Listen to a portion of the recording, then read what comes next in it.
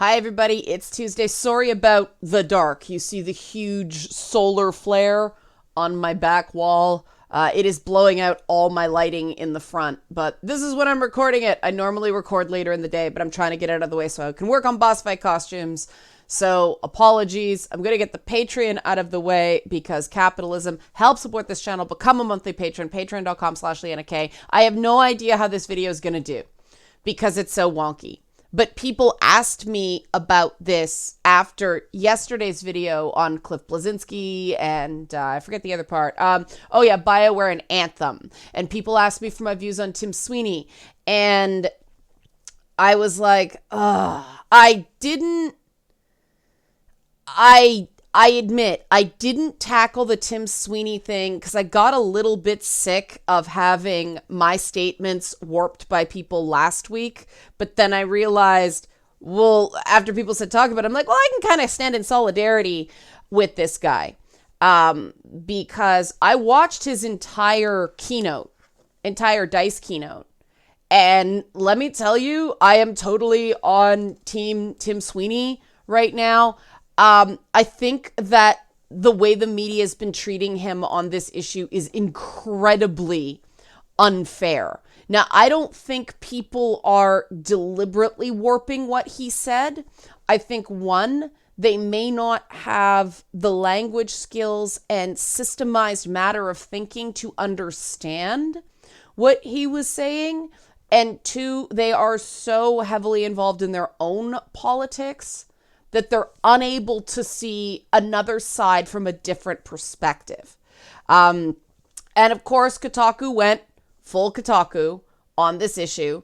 So I'm going to deal with that article, even though there were others on the subject. I'm not saying this is just Kotaku. A lot of people misconstrued what he said.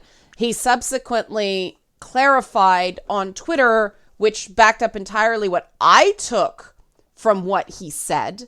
And I'm going to tell you what I took from what he said and then show the article. Okay, so he did a keynote at DICE and it was basically about two main things. The debalkanization of platform access, meaning, instead of PlayStation and Microsoft and Nintendo and iOS and Android all being closed systems where you can't play with people on other systems, the stuff you buy doesn't transfer from one platform to another, that it should be open. And so if somebody, say, buys an item in the iOS version of Fortnite, it should transfer over to the experience on PlayStation. It should be a continuous experience across all gaming platforms. And he hit out pretty hard on Facebook and Google and iOS about their, he flat out called it dishonest, some of their business practices. He criticized them heavily, especially iOS, for taking 30% instead of, the 2 to 6% credit card processing fee that he said they were honest about the fact, no, we are a closed system, unlike Google Play that insists they're open, but rejected Fortnite apparently because they wanted to use payment processors other than Google. But he said where Apple is being not honest is claiming that their closed loop system is for security reasons. And he spent significantly more time on this stuff. And I was sitting here going, damn nerd smackdown going on right here. I think that's the big story. Him calling out Facebook and Google and Apple and giving kudos for PlayStation and Microsoft and Nintendo for working together to create a better player experience. And he said those conversations were difficult, but he ultimately gave the companies credit for putting the player experience first instead of some, and he believes, short-sighted attempt to maximize their system's particular profits. That to me was the big top line story from his keynote. But what it ended up being is almost an aside about politics and the fact that games are increasingly social platforms. They are increasingly where people go to share their opinions and their personality about things. And he basically said, like it or not, there's no way to stop it. He mentioned that, players making political statements, like the Blizzard story I covered. And he said, like it or not, we can't stop it. Then he talked for 20 minutes about other things. The things I just said, that about why they don't use loot boxes anymore, why he thinks the industry is going away from loot boxes, that ultimately creates not just a negative customer experience, but a negative relationship between the customer and the game, meaning that they spend too much money and don't get enough in return. And I'm like, what? A game company CEO caring about good value for dollar? Can I please hug you, Tim Sweeney? I know you're very introverted, it seems, but I would really like to hug you for that comment. Like, thank you for that. And I mean, he put up Fortnite and Rocket League as games that have done extremely well with fair customer practices where people can select an item instead of going through this whole stupid loot box thing. Rocket League's doing very well and they have, fair customer practices because they did away with loot boxes. And he talked a lot about that. But then he went back to the idea that, and I'm going to tell you what he said, and then I'm going to show you what Kotaku focused on. And you'll see the focus is very different. Because what he said that I went, yeah, that's true, was that a company can create a mission statement regarding the company's focus. He said something about Epic Games is committed to excellence in games and a good customer experience, blah, blah, blah, blah, blah, stuff like that. That is something the company can demand of its workers and enforce. You're a video game company, so you should be making quality video games at a fair price. He said that is the only thing a company can enforce. A company should not be enforcing a political perspective among its employees. That was his point. He also said that while creators can take any political viewpoint they want, meaning, like he used the example of To Kill a Mockingbird as a book. So creators can make any political point in their games that they want, but marketing should not be doing that. And he used the example of, Chick-fil-A, that people decide where they're going to buy their sandwiches, but chicken sandwiches, based on their political leanings. And, what I took from that, and he later showed that my interpretation was what he intended, was that Chick-fil-A should never have waded in as a company to one side or another of the gay rights debate. It should have been just a company about chicken sandwiches.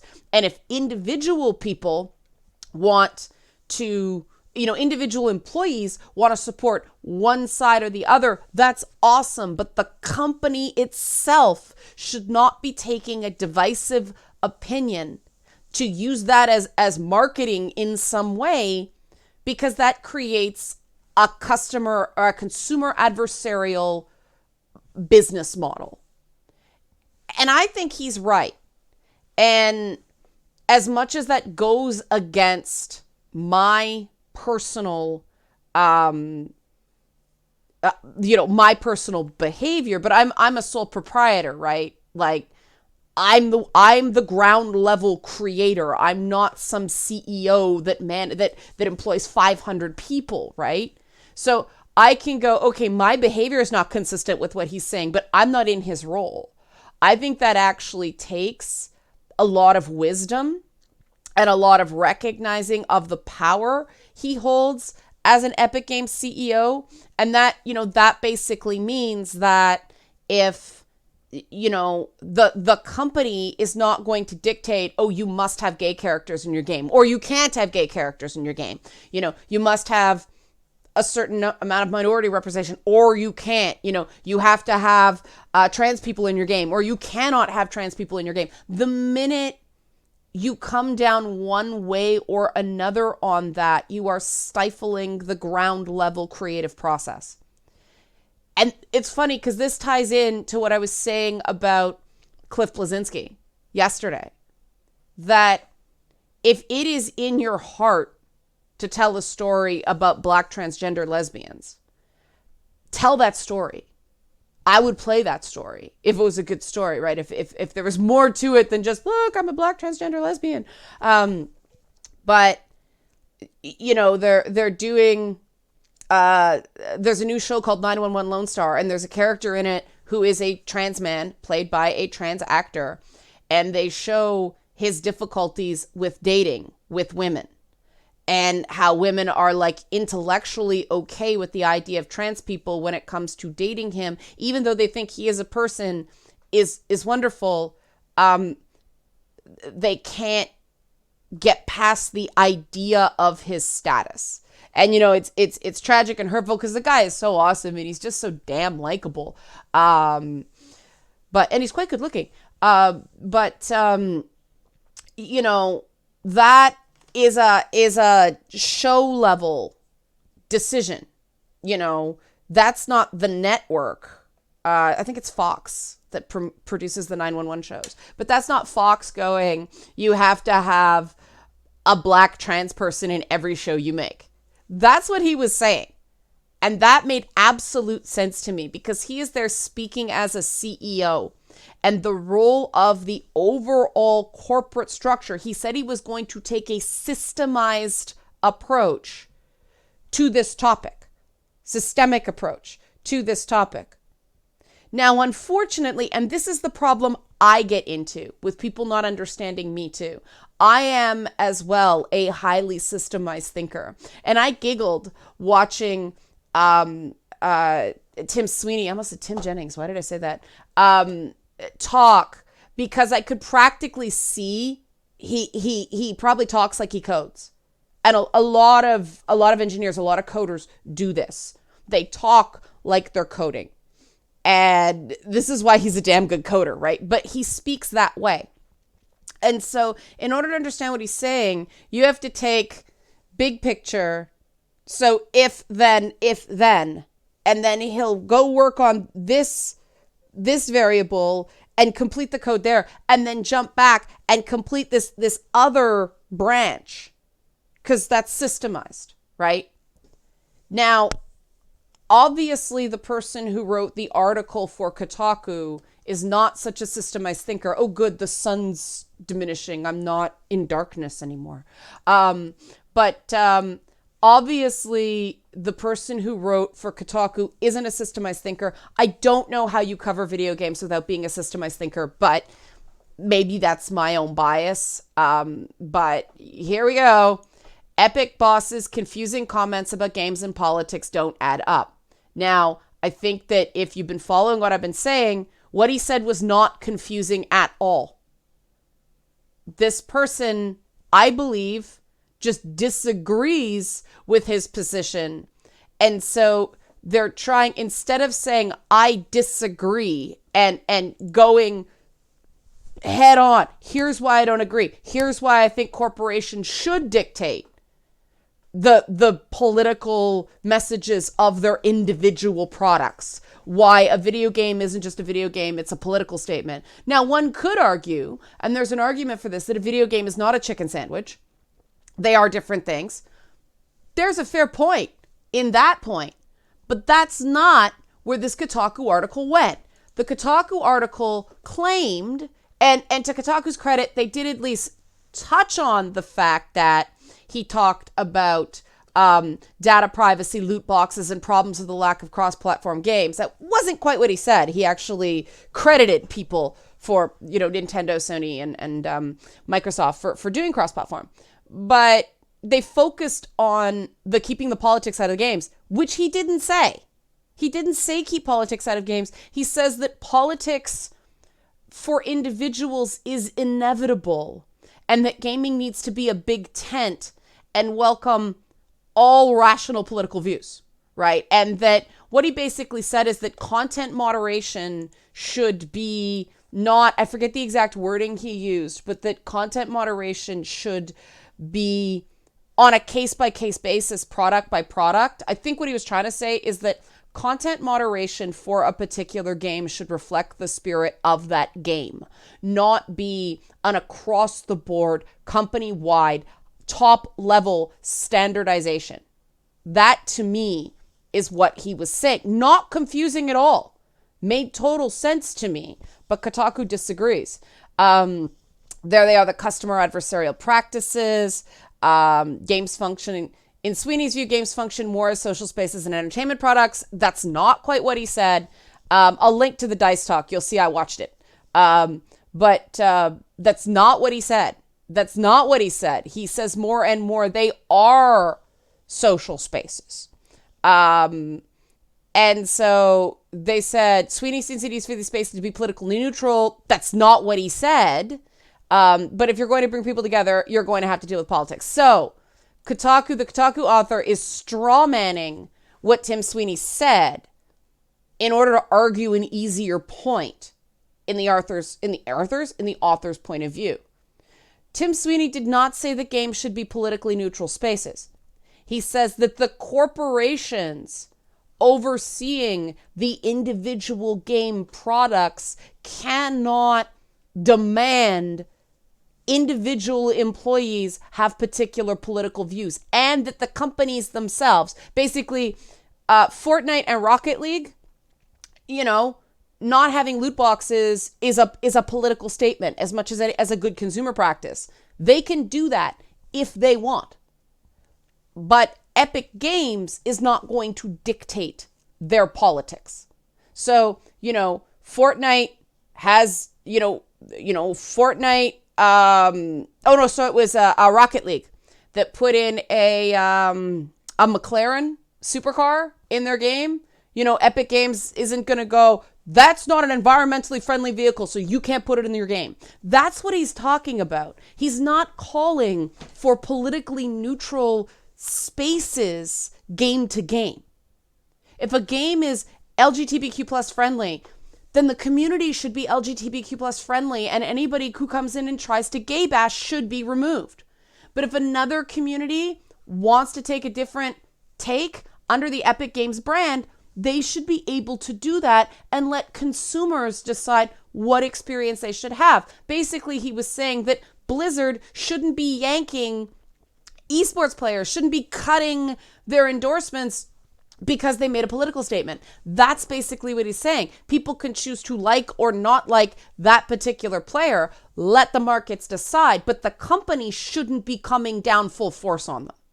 That's what he's saying. Now, every company has to make that decision themselves, but for him, he thinks that there are certain social and economic forces as gaming, as he says, debalkanizes and becomes, instead of a garage industry that he called it, a huge money-making machine. You do have to be open to different points of view. You can't control them from the top down. So Kotaku is strawmanning his position. And I want to make that very clear. And it's a good thing I didn't try to do this as top of everything else yesterday, because this is in and of itself, because this is pretty dense stuff. He's a coder, he's systemized. He said a lot of things in a fairly short space. So quotes have circulated. There's no need to drag divisive talks. I've covered all this.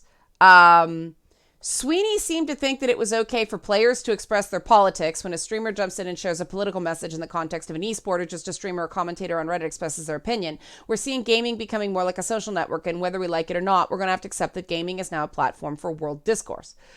Later, confusingly, he turned to whether marketing teams should add politics to games. Why is this confusing?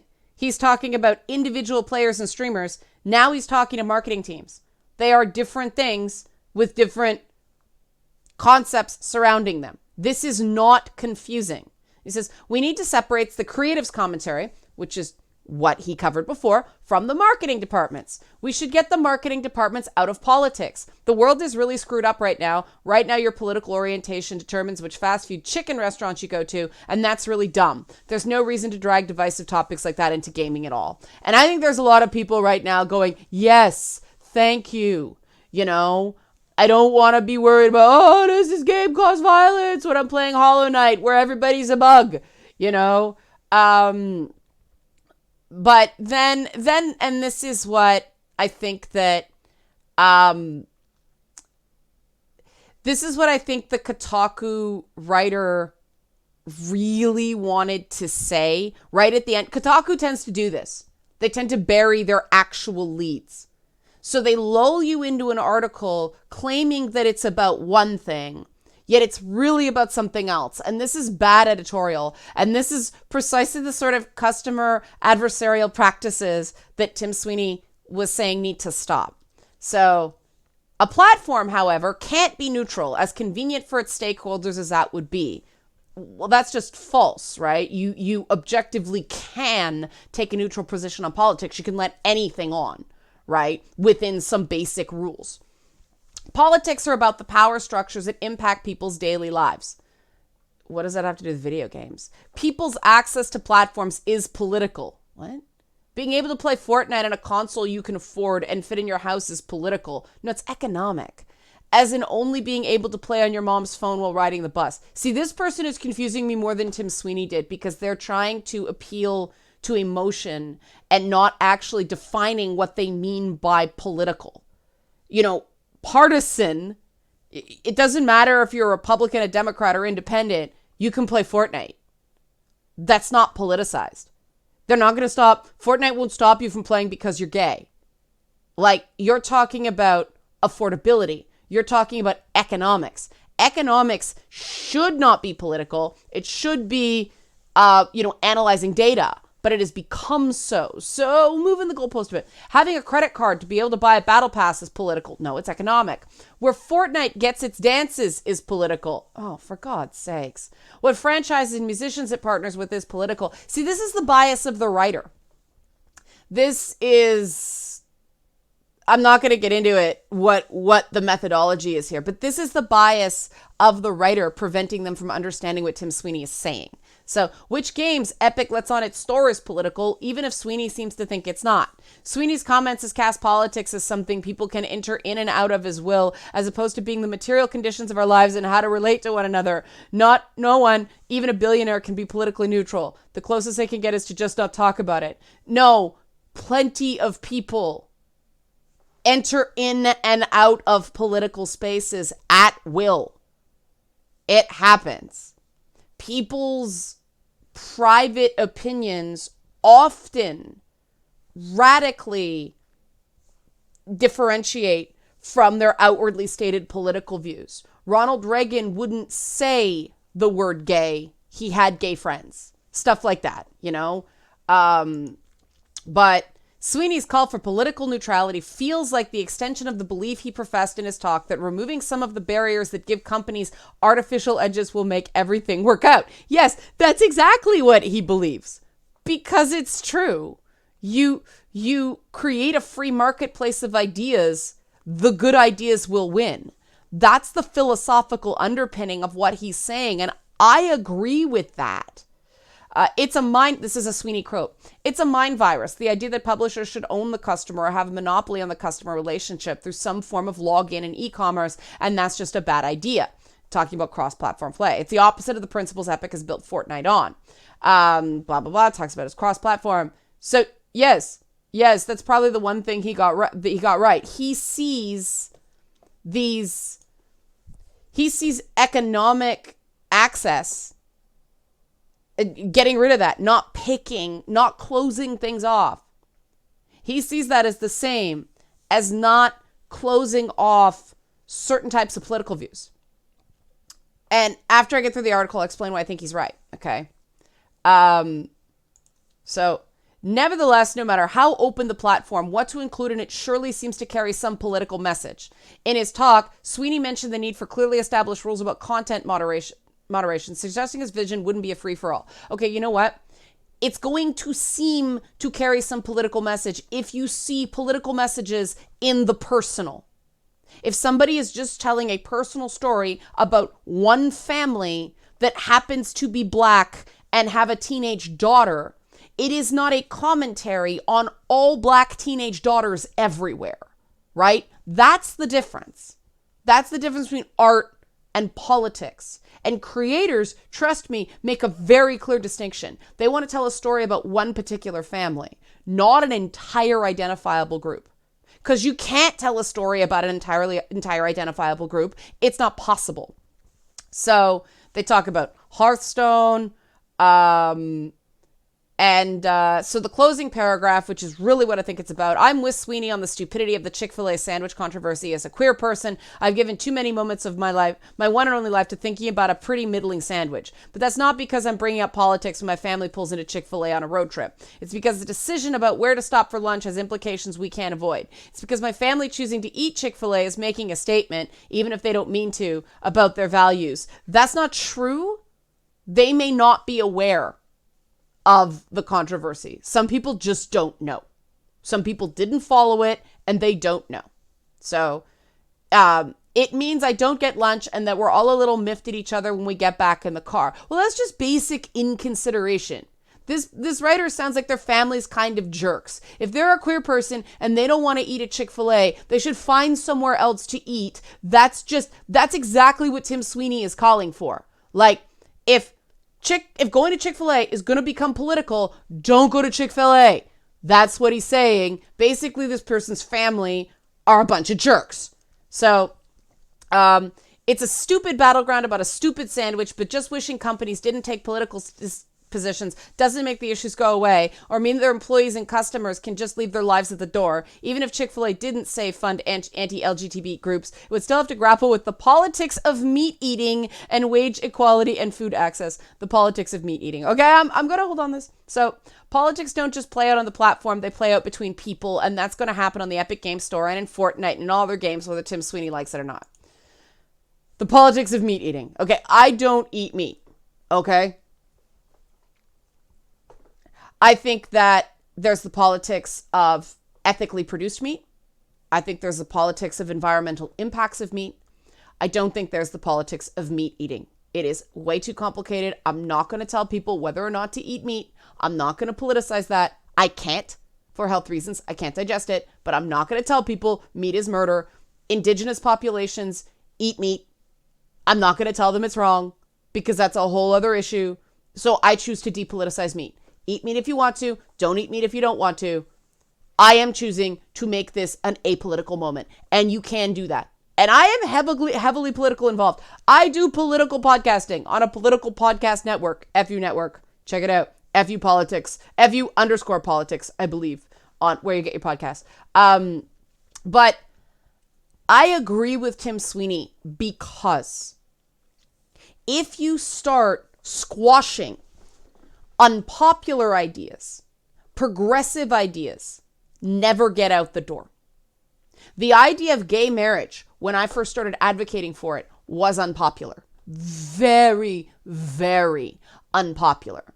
And since, I don't remember when I first got it, it was the 90s at some point, but, you know, it became, maybe it was even the early 80s. Anyway, it got more and more and more and more popular to the point that the idea of marriage equality is now very popular. Pete Buttigieg's biggest negative is that he's under 40, not that he's gay, among American voters. But that started off as a very unpopular, even deviant idea and grew. The idea that trans status is legitimate and that gender, biological sex, and the identity, what gender identity you feel you are not always the same. That was a very unpopular idea at one point. It's gaining traction. If you start squashing ideas just because they're unpopular, it means we don't have progress. The idea back when America was founded of freeing slaves, of not having slavery, was so divisive, they had to come up with a stupid 3/5 compromise regarding black people and allow slavery to be legal because it was so divisive. Now, based on the core principles upon which America was founded, that slavery was completely opposed to, because of that contradiction, we now see slavery for the evil and the horror that it is. This is how the marketplace of ideas work. And if you just want to stomp out anything uncomfortable because it personally offends you, you aren't progressive. You are a regressive. Like the whole Chick-fil-A thing, I said the family are a bunch of assholes. Why? Because these are family members. And one particular family member is upset at the idea of eating Chick-fil-A. I don't think people should be forced to eat anywhere they want. But another person could very much go, you know what? I'm not going to make this a priority. I don't like the opinions of the owners, but it's a fucking chicken sandwich. That would be a totally fine viewpoint morally as well, because no one is really being oppressed by the purchase of one chicken sandwich any more than any other fast food restaurant that pays its employees like shit anyway, right? I don't eat at Chick-fil-A. I don't eat meat. So I can't make a political statement by not eating at Chick-fil-A. Therefore, to me, Chick-fil-A does not really enter into my world. Do you see what I'm saying? Like, we cannot get good ideas any other way but the way that Tim Sweeney is advocating. Now, people shouldn't be fighting to the death on forums. It's very possible to go, keep your dialogue respectful, and if somebody tells you to drop it and knock it off, do it. That's what we do here, right? I have some very basic rules, but they're not based on subject. I say there are certain things I won't discuss for personal reasons, but I don't veto things based on subject or political viewpoint. It's all about how people debate with each other, how people dialogue with each other. So if it goes into personal attacks, that's it. No, you don't attack other commenters, period, end of story. That has nothing to do with the views that people espouse other than that. And that is exactly what Tim Sweeney is saying. And this is exactly what Kotaku, claiming the mantle of progressiveness, is arguing against. And the only way to truly get progress is through the way Tim Sweeney is advocating, not Kotaku. So, claps for Tim Sweeney. I'm sure that was not easy for him to do. He seems so uncomfortable making that speech, but good job, man. Good job. It's good to know that there's like one gaming CEO that actually thinks about this stuff, you know, like, and is willing to go out there and say, here's what I think. And when people got mad at him, he's like, yeah, people got mad at me. This is what I really think. Good for him. This is real maturity. I have softened a lot on the Epic Games Store now. I understand the philosophy behind it more. I was not crazy about the exclusives thing, but, and I'd like to, I would prefer to hear commentary on him about, okay, if you want this cross-platform experience, why are you paying monies to developers to be Epic Games exclusive for a timed period? That seems like a disconnect. That's fair to question him on. But this other stuff, no, he's right. He's right. All right. So that's my thought. I'm glad he did it. I'm glad people are talking about this. Help support this channel. Become a monthly patron. Patreon.com/LeannaK. Thanks for watching.